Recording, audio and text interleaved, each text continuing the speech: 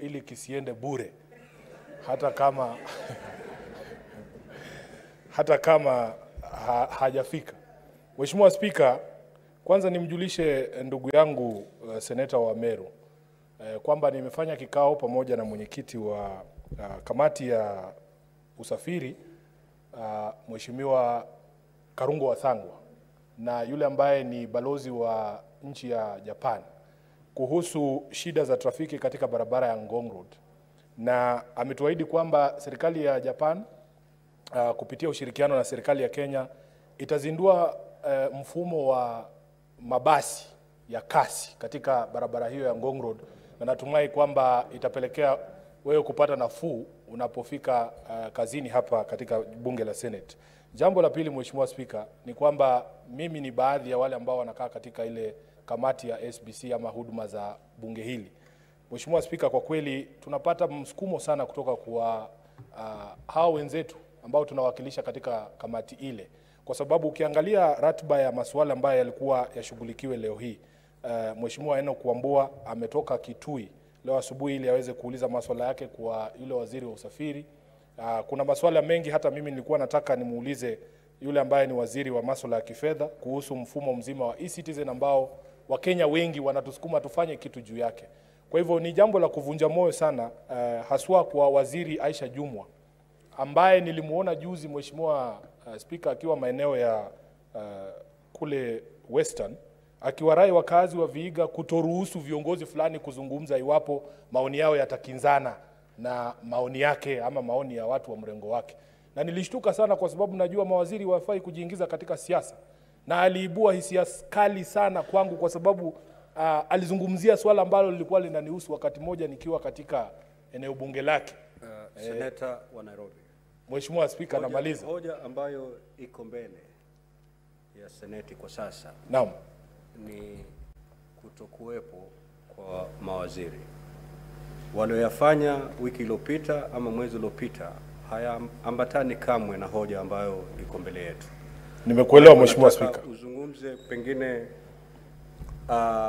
unashtumu vikali ama ndo nachanga huo ukali yani Spika, tafadhali. Unaanzia mbali sana. Kwa dakika moja tu nimalize. Umeanzia mbali. Yaani kitu ambacho nilikuwa nataka kiibuke wazi ni kwamba mawaziri hawa wanapata nafasi ya kufanya mambo mengine, lakini shughuli ya bunge hawatilii kipaumbele. Alikuwepo kwenye mazishi, nimetoka kwenye station ya radio ya KBC, wananiambia alikuwepo jana na yeye katika kituo hicho.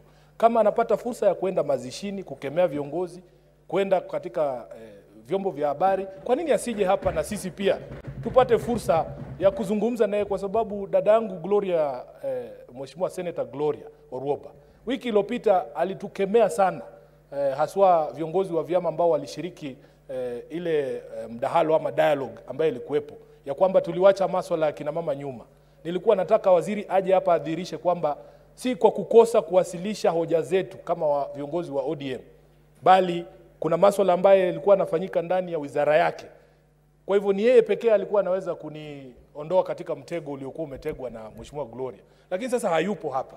Kwa hivyo Mheshimiwa, mimi nataka nikemee vikali kukosa kuja mbele ya bunge kwa Mheshimiwa Aisha Jumwa, haswa kwa sababu wenzake wengine walikuwa na ile courtesy ya kuandika barua kwa Spika. Heshima, asante Mheshimiwa Spika. Walikuwa na ile heshima kwa bunge hili kuandika barua kusema kwamba ama katesi, naambiwa unaweza sema katesi Mheshimiwa Spika.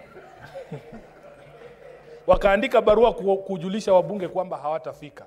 Na Mheshimiwa Spika, nataka nikuombe swala moja tu.